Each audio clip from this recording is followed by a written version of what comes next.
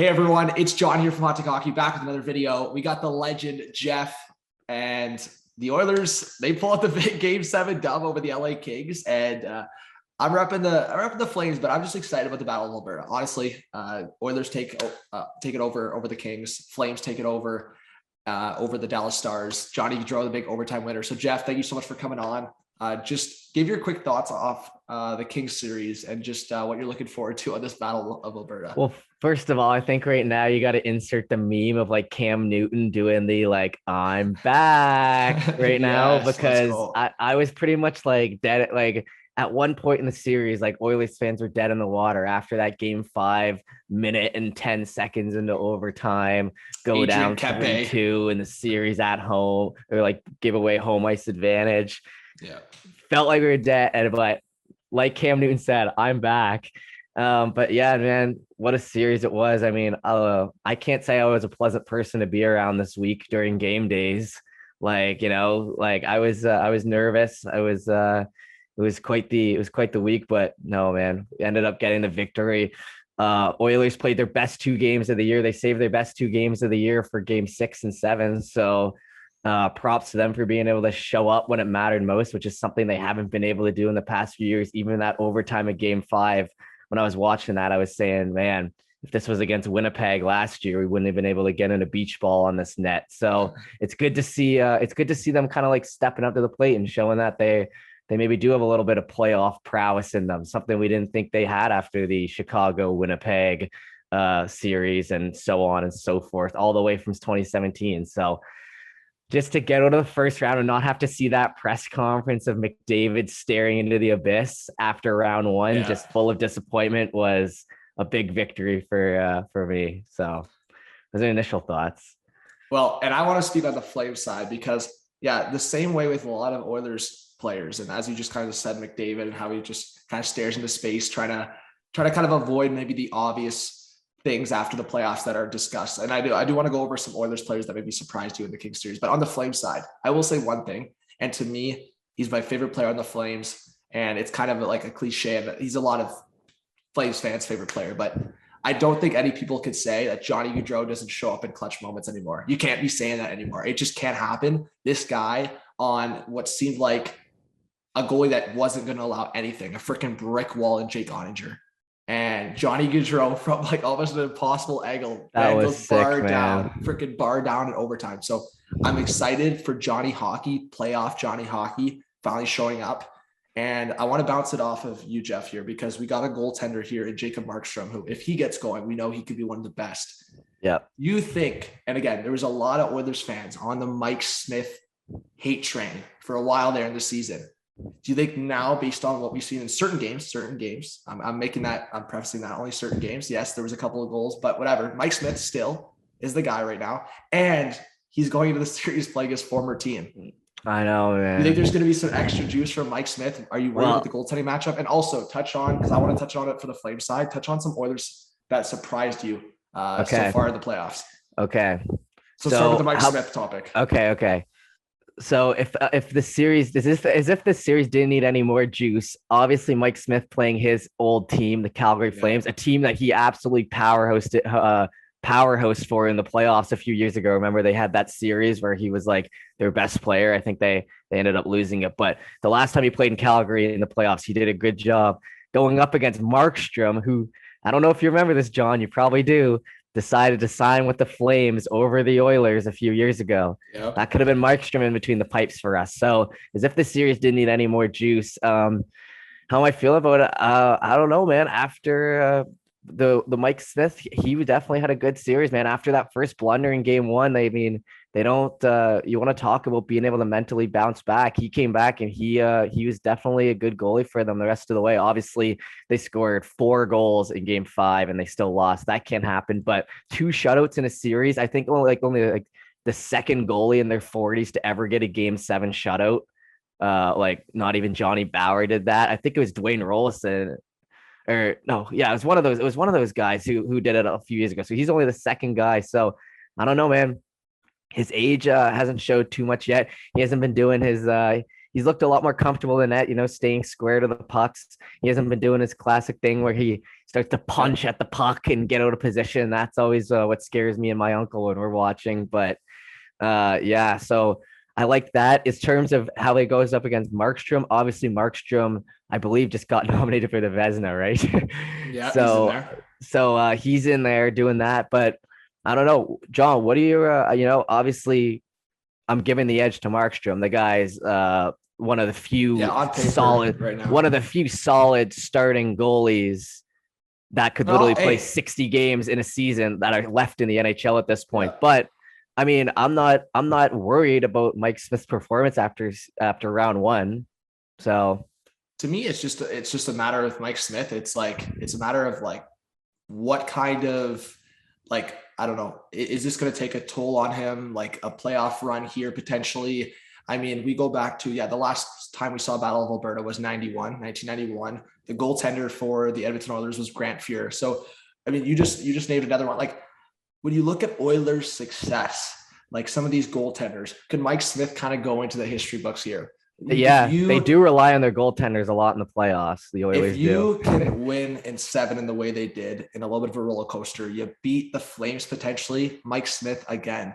But we'll see, because yes, on your topic, I think Mike Smith, I don't know what his numbers were against Colorado. They lost in 5 against Colorado. And that's what I was kind of saying here is like, you look at both sides, and I said this talking about it when I made my second round predictions, is like, you have the Flames, who, if they win this series, they get their rematch against Colorado from a few years ago when Colorado upset them, when the Flames were the number 1 seed and Colorado beat them in 5 games. And I don't put that one on Mike Smith, because Mike Smith made, as you said, he was still crazy in that series, and they still lost in 5. Yeah. And then you look at the other side of, like, Mike Smith is on the Oilers. So Mike Smith would get his rematch against the Avalanche from that a few years ago. So either way, and I'm not trying to discredit the Blues, because the Blues could still win that series, but you just know that now the path for the Oilers is even tougher, like way tougher.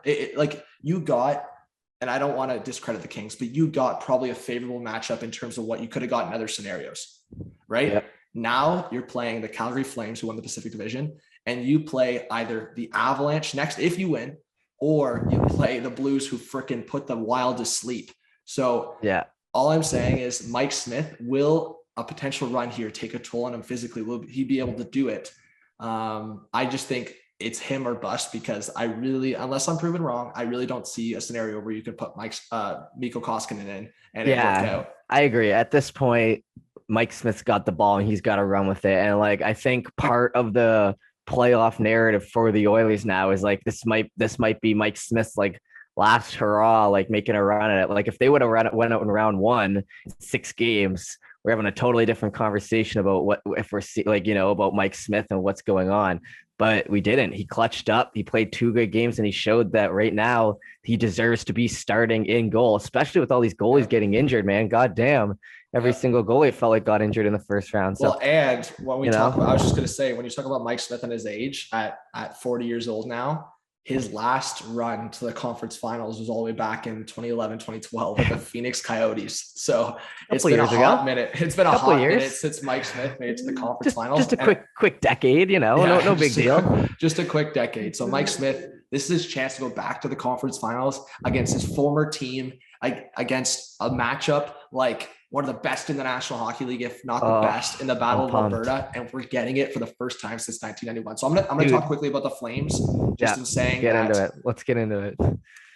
The Flames top line, we only saw like kind of, I don't want to say like shadows or like, but I just think we could still see a lot more from the top line of Lindholm, Gaudreau, and Tkachuk. And I think that's the scary part for the Oilers. Like that's the scary part in general. I think Daryl Sutter in his system, it worked in a lot of games, but I think even more so when you think of the Daryl Sutter type of hockey, you don't think that his team is going to outshoot the other team by a stupid amount. Like not like, I mean, game 7, what was the final shots? The Flames had over 60 shots and the Stars were just touching 30, like or barely 30. And that was like a bunch of other games. When the Stars won, it was fully the Jake Ottinger show. So I'm just putting it out there in terms of the Oilers defense that have been, as I said in the first round series, have been criticized in the past, but in moments in this first round were solid enough to get it done. So my only concern is this: if the Flames' number one line gets going even more so, plus the depth and the way we've seen the Flames, can the defense and Mike Smith be able to, I don't know, weather the storm, I'll say. That's kind of been the saying I've been saying. So we'll see. I think the Flames' depth in terms of guys like Calle Jarnkrok, Dylan Dubé, Tyler Toffoli, who scored a big goal in Game 7. You keep going down the list, the Flames got a lot of depth. So I want to flip it back onto you, Jeff. The names I just said, obviously more so depth than the Kings even had. Yeah. Are you worried about that? And who on the Oilers in terms of depth were you happy with? Were you surprised with? And could be maybe a matchup game in terms of what the Flames have to offer? Well, in terms of going up against the Flames with our defense, the thing with our defense is that we weren't doing in the first few games and was starting to hurt us is we weren't closing the gaps. It was immediately obvious to me. Every puck that was getting jumped on was by the Kings forwards. There's play with that tenacity. You know, Tom McClellan did a good job of coaching them to just play. They were like, the only way we beat the Oilers is if we beat them to every single puck. And when they started doing that after we blew them out in the second game, it came back to bite us. And then we managed to adjust for games 6 and 7. So if I'm thinking about the Flames, I'm thinking about a team that has arguably the best line put together in the league. And then a team with good depth. I mean, I saw Lucic buzzing around out there on the fourth line the other day, getting shit done. Mangiapane. You know, like I see what they're doing. So I think it really does come down to that, man. That Game 7, I'm sure you watched it too. The defense were closing the gaps and the forwards are always on their man. You can't give these guys times to set up. Calgary, clearly, if they can set up, they can put 60 goddamn shots on you. So I think that's going to kind of be where the key goes in terms of the offense. I think that the Oilers do good in the sense that their offense kind of it does play a setup game, but that's more like, but they rely on their offense more to like McDavid or Draisaitl or Kane or Ryan McLeod to like bring that puck in, create a grade A scoring chance, and then hopefully like cycle it around and get that puck back. Opposed to the Flames, where the Flames are just like they're just gonna like be like the Kings, where it's just attack. You know, and like you said, they have 4 very strong lines on forward. So I think it's just going to come down to who's going to jump on loose pucks, who's going to leave the other team open for opportunities more. And obviously the power play and the special team games come into a huge, considering the Oilers, I'd say, you know, the power play dominated the Kings. The shorthanded, I think they killed like almost every penalty against the Kings. So that'll have a big play on it. But yeah, I would say if you're looking for it, I just say it's who's going to be closing that gaps and who's going to be first to those pucks and who's going to be creating the turnovers. Because if you let Calgary just set up and start working away, they're going to put up 60 shots on you. So I do find that's kind of where the difference is going to be. And that really plays into the whole who wants it more, man. You know, in hockey, whoever wants it more is going to get to those loose pucks and is going to make the difference. So that's where I kind of see the difference being on the offensive side, which team can get that advantage. Yeah, I think in general, when you talk about matchup game and what you just kind of said, like, yeah, the Oilers are going to have to worry about that 100%, like limiting the shots. Like, as you just said, the Flames getting 40, 50 shots, that's not going to be a good outcome. Especially, like I said, Mike Smith, I feel like sometimes he puts up those performances where he's making those big save performances, but at the age of 40, you can't risk that. You can't risk, especially early on in the series. So I think the matchup game comes into play on both sides, because at the end of the day, let's just call it how it is. There was a couple games there. I mean, specifically, as you just said, Game 5, I watched that game, and yeah, you know what? As an Oilers perspective, that had to be down bad, because you watch a game where all 4 goals for the Oilers was all Connor McDavid, like for the most part. Like McDavid all the way around the offensive zone sets up Cassian for a wide open net. The other 2 created Draisaitl's goals, and then McDavid scoring himself. So, and then you still lose the game. So my point on this is, like, you have to be able, like, the Oilers have to be able to match up 5-on-5 a lot better against a Flames team that, like I just said, put up some crazy offensive 5-on-5 numbers against the Dallas Stars. So the Oilers have to worry about that. But on the same time, it's the flip side of the Calgary Flames have to realize that the LA Kings had Danault and Kopitar on freaking McDavid like freaking glue, and McDavid was still able to do what he did in that series. It didn't matter. So when you have Lindholm, you have Backlund, you have to get those two guys on a matchup game. And yeah, maybe Yarncrow, maybe Lewis can play their parts, but at the end of the day, I'm going to look at Lindholm and probably specifically Backlund. When I look at the Flames, like that Backlund, Mangiapane, Coleman line is probably going to be, I could be wrong, but it's probably going to be Sutter's favored line to match up, because you obviously want Lindholm, Tkachuk, and Gaudreau to have their ability to go off. So yeah, in terms of what I just said, Backlund, Mangiapane, Coleman could be really that Swiss Army knife for Daryl Sutter. So we can get into that. Just the last thing on the shots, and kind of going back to the last series, is the last two games, the Oilers did manage to outshoot LA by closing those gaps and by taking away those shots from the outside.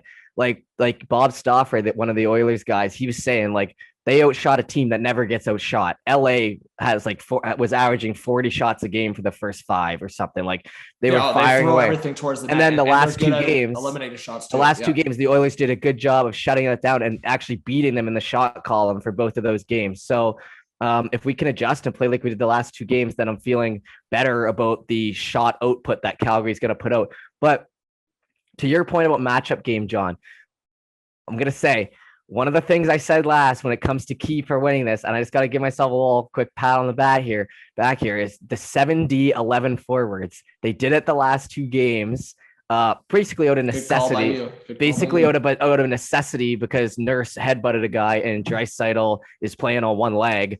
But it worked for the man, and McDavid took over. It made it harder for the Kings to play that matchup game against McDavid, because he's going out every second or third shift. They never know when he's going out. They don't know who his wingers are going to be. You have RNH, Archibald, and Ryan as that set third line. You have McLeod, Cassian, and whoever is that fourth guy. And then you just rotate McDavid as the first line center of the first two lines, which I think is also key, because a guy like Kane and Hyman to a lesser extent, but Kane especially, needs to be playing with a superstar center. Oh, Kane was insane in that series. On the Draisaitl point, and combined with McDavid, 5-on-5 play, do you think Draisaitl and McDavid should get a lot of time together? I know you just talked about the 7 defensemen, 11 forwards, like on that format, but do you think McDavid and Draisaitl should get a lot of looks together? And on your point of like Evander Kane, that guy went off in the series against the Kings, and probably should continue to spend time with McDavid. Yeah. I think that if Draisaitl is playing on the wing, which probably means that he's can barely play, which is what we saw the last few games, which I suspect is going to happen. He has a high ankle sprain, which is a brutal injury to have. Very painful. You know, all those muscles down there in the ankle. I mean, I don't know them, but I'm sure someone knows them, and they know that they're not good to mess around with. Like, you know what I'm saying? If it's a bone bruise, then it's something different, but we're talking about a high ankle sprain here. So if he needs to keep playing on the wing with Yamamoto, I'm happy with McDavid cycling through those top 4 forwards with Kane and Hyman and Draisaitl and Yamamoto. Preferably to me, I don't like to see McDavid and Draisaitl together too much. I think the power play is good enough, because it's like kind of like an ace in the hole type of thing. But if you start playing them every game together or every shift together, the team just becomes a little easier to cover. Obviously, you're putting your 2 best players on the same line, so that takes away. But if Draisaitl's if that's how it has to go, man, and the only way Draisaitl could play is if he has a lesser role on the winger with Yamamoto doing a lot of the heavy lifting, which he did very well in that first round, then I'm okay with it. And just to finish up with Kane, like I said, I think it's extremely important that Kane plays with a high skilled center for him to do his thing. He played with McLeod, who we like to say is like a McDavid light, like without the offense, but can still like lead a play and still has speed and stuff like that. Good third liner. But I think for Kane to do his magic, I think he really should be playing with either Dry or McDavid down the middle. Yeah, man. And that's we'll kind of see how it plays out here. I'm excited. Yeah, I'll say this just on the point of matchup. I think the Oilers, will see if, kind of on the injury topic too, is like they got the extra day of rest. We'll see if that makes a difference at all, because hey, one day can make a difference. Both games 1 and 2 are in Calgary, so if Edmonton can somehow steal one of those games, then the advantage goes big time Edmonton. For Calgary, as I said, you've got to try to carry that momentum. You see a Johnny Hockey, like basically the face of your team, score a goal like that in Game 7 overtime. I think the Flames should be riding that momentum. If the Flames come out slow, that's going to be so disappointing for their fans. I think both teams should be coming out rocking. This is the Battle of Alberta. You know what the stakes are. You know what the matchup is. So I think just in general, the Flames, as I said, I'm putting myself on the Flames side here, not to say that I actually love both teams in terms of watching. I grew up watching both these teams so much, watching as you just put out the name like Dwayne Rollison, watching Mika Kiprusoff. Like I watched these guys growing up all the time. Jerome McGinley, freaking Ryan Smith, Alex Hebsky, like all these guys, man. Like I watched these guys growing up. So for me, the Battle of Alberta, I've never seen it in the playoffs in my lifetime. And I'm so excited to see it in the playoffs, as I said. So I think this is going to be a freaking crazy series. And I would be disappointed if it goes anything less than Game 7. And that's what I'm hoping for. I mean, what's your prediction, John? What do you think? We'll just quickly to finish it off here. We'll both say how it plays out. I have a feeling the Oilers take one in Calgary. I think the Oilers potentially go up in this. I think the Oilers have the opportunity to go up in this series. And I think, as I said, I think it's going to be one of those things where I said in my original bracket, the Oilers are able to potentially upset in an earlier like Game 6 scenario. Or I think some people are telling me Flames in 5. And I'm sorry. I just think I don't see it. I freaking don't see it, because I think for one thing we know from these two teams, the Battle of Alberta brings craziness out of both these teams. Yeah. So as much as you want to say, sure, on paper, I think most hockey people, if you take McDavid and Draisaitl out of the equation and you take, say, I don't know, Johnny Gaudreau and Tkachuk out of the scenario, I would look at the Flames as a better overall team, especially the guys they brought in, like a Tyler Toffoli, Blake Coleman, Mangiapane. Like those guys for me separate a little bit from the Oilers, because those three guys, I look at the Oilers side, Evander Kane, who had a great series. Yes. Nugent Hopkins. After that, Hyman, Hyman. I need to see more from Hyman. I really do. I know he had one good game in the series, one good game where he stood out, a couple goals, but I really need to see more from Hyman and more from Yamamoto. I think Puljujarvi has had his moments too, but you need to see more from Puljujarvi. I'd say more from Puljujarvi than Yamamoto. Yamamoto started to play his game a little more towards the end, so if he can ride that, I think he's doing good. But I think Puljujarvi definitely needs to step up here. Exactly. So that's what I'm saying. I take the Flames overall, but again, if the Oilers can get a few more of their guys stepping up, combined with the fact that hopefully Draisaitl can do enough with his freaking ankle and McDavid can keep running the show, I think the series goes to 7. Just to wrap it up, Jeff, are you seeing the same thing? Or are you seeing? Yeah, man. I'm hoping.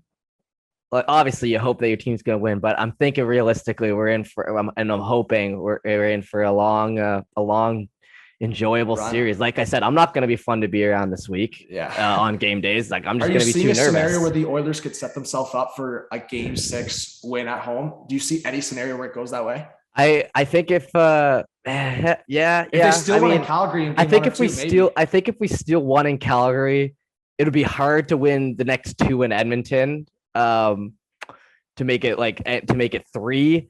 So I could see it being like 2-2 heading out of the starting 4, and then whoever wins that 5th game, that 5th game would be in Calgary. And I think once it goes to the 1-1 games, it's anyone's kind of game, as we saw with so I'm kind of doing what I did in the Leafs Lightning series a little bit, and kind of saying what I said with the Kings Oilers. I said, and the Kings set themselves up for it, but the Oilers didn't allow it. I said Kings would have to win in 6. I said if it goes back to 7, Oilers are getting it done. I'm saying this. I think the Oilers would have to get it done in 6. I think they have to steal one in Calgary. If it goes to 7, and kind of what I did in my second chance and second round here, I think Flames take it in 7. I could be wrong, but that's where I'm at. We're playing as the underdogs here, man. Now we don't have the pressure of getting beat by a friggin' partial AHL team here anymore. We got the pressure of Battle of Alberta going now. Now the Oilers have a real crazy matchup in the Battle of Alberta. Jeff, thank you so much for coming on. I appreciate it. We'll see what happens in this Oilers Flames matchup. Get your predictions in the comments. And get it, boys. Bring back the glory. We'll see you all for the second round.